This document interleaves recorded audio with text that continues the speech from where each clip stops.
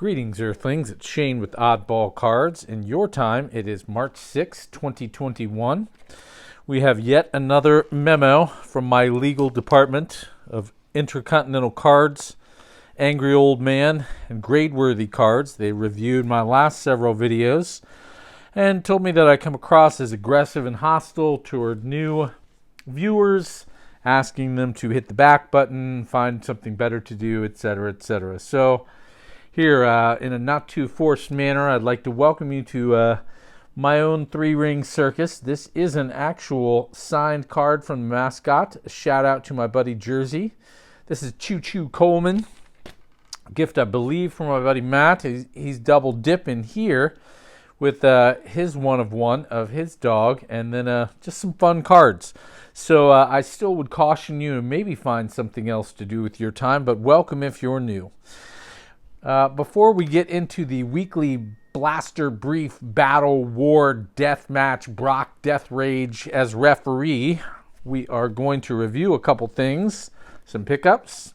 I was looking through a random box, and this is at least, he was one of my favorite players. I drove through a blizzard on Martin Luther King Day when Rodman was with the Spurs and David Robinson sat out, and I'll be honest with you, I didn't really care. Rodman had just a ton of rebounds. I loved watching him play.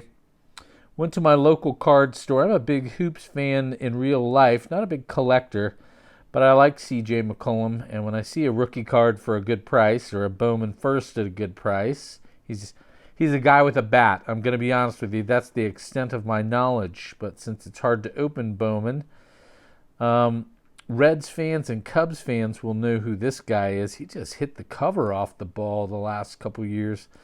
And I'm a big Bullets Wizards fan, and hope Rui does well. So those are some personal pickups. I was overcome by some brief insanity and paid $10 for a hobby pack of Bowman Heritage. If you want, I don't have a video on it, but I would suggest going back and looking at 2019. I was in a couple of breaks. The 2020 design is not my favorite. A lot of Bowman purists really do love it. A Robel Garcia, a prospect of Seth Beer, a Shane Baz. Every pack here has a chrome, so I'm looking forward to seeing that. A Jesus Lizard, Chris Bryant. It's got to be a prospect. I don't know who that is. Aramis Adaman.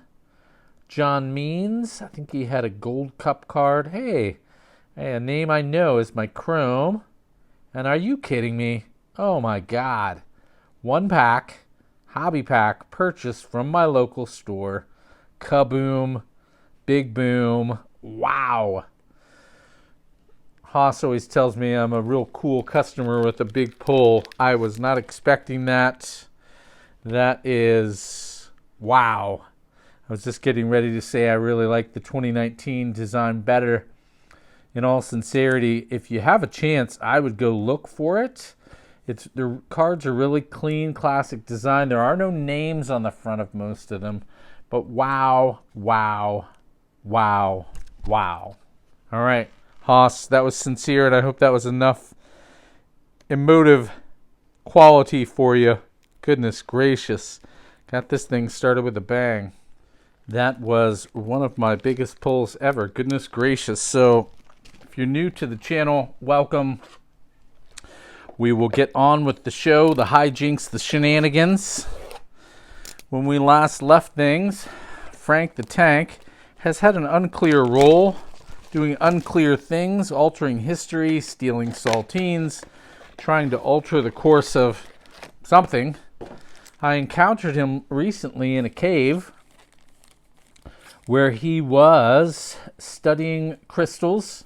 On this channel, in case there's a meteor that hits during the middle of the video, we usually open the bonus packs first. So this week, I believe it is just ripping for Ripkens and old Oddball, so maybe I'll actually put a win on the board. That's kind of a joke because just opening fun products is a win for me. I'm a big Tanaka fan. Our pink-rated rookie is Alzale and Tony Gonsolin, so not too bad. All right. So Frank the Tank, studying how to go in and out of things. I decided, despite our Hatfield and McCoy feud, I would just ask him what's going on. And to my surprise, he just greeted me. He said, "Hey, Shane, a lot of people don't use my government name. They call me S, or, hey, I like Shogo. He's not points, but like the Shogo." And a beautiful, I love these mythical sets. I usually send them to gifts as friends, or if I'm auctioning something, stick it in with the same player, but those mythicals are really cool. He said, "Shane, I really want to use my newfound time travel that I stole from you to help kids, to increase literacy, and to give kids, particularly in rural and urban areas, a better chance to grow up and study time travel and dolphins." And I was like, that's specific, Frank. That's really cool, though. So we kind of shook hands, had some, I'd brought an extra Egg McMuffin, shared some hash browns with him, and we agreed not to have a truce, but to encourage his growth on helping the future youth of the nation. Panini packs always outsmart me. You can get a good chuckle. Chris from Canada mocks me. He sends telegrams of all things. Debbie Grulon. I thought it was a rated prospect because I didn't know who he was, because Oddball was a dum-dum. A Sam Hilliard, and this has a third one. Well, that's interesting. Oh, it is a rated prospect. Okay, cool. So no points. Our points are the big rookies of 2020, as well as numbered autos relics. And if I get points, I will kind of tally them for you rather than bore you with a sheet, which I think I actually threw away. So let's see. Where are we now? Time travel, as you know, if you're new to the channel, my time machine is often used by my friends that I trust. I came by, and David Pert and David M were telling me they had gone to an alternate reality in 2036 where they were able to transform themselves into astrological figures. They chose Gemini, and you can laugh at me for my lack of ability to open this thing. So they like to switch places with each other. They can switch bodies. That's pretty cool. They have like this game/show, and they want to open a flipping pancakes kind of shop, family friendly, and they said they were going to call their act the Double D's because it's David, and I told them, I'm not sure you understand the kind of second meaning of that, but I really like where you're headed. Whereas the hobbyist also has transformed himself into a Gemini so that he can play Pong with himself. That's pretty cool. And John Klinsman has turned himself into a bull so he can gore walls. And I was like, hey, man, if that's your thing, that's your thing. So far, in this blaster battle boxer brief Brock Death Rage war, I have no points. I am getting quite a few of the rated rookies, which recently I have really just come to love. Not any points, but again, one of the better rookies, I think, in real life, not in the hobby per se. The Diamond King is of Juan Soto.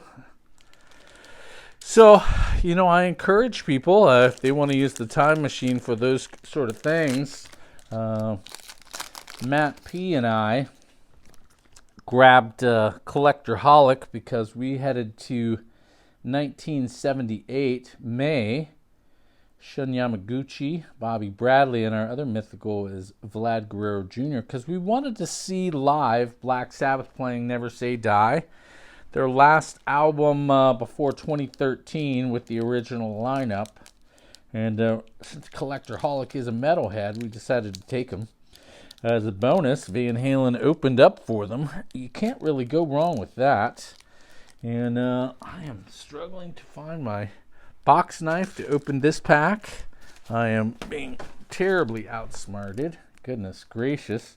And I'm still a little elated, but I was just getting ready to rant for a little while how it hurt my sensibilities to pay $10 for a pack. Hey, that's what they kind of go for, but I'm a little buy it on the cheap and hope to get a big hit kind of guy. So it's I can't really say anything since that one went big kaboom. All right, there are my first points there. Randy Arozarena is one of the 5 rookies that we have targeted. Aristides Aquino, and one of my personal favorites, kind of a different picture in that powder blue uniform, Yadier Molina. So I'm sure you don't need me to tell you, Ripping for Ripkins has a great channel. And as always, Oddball out.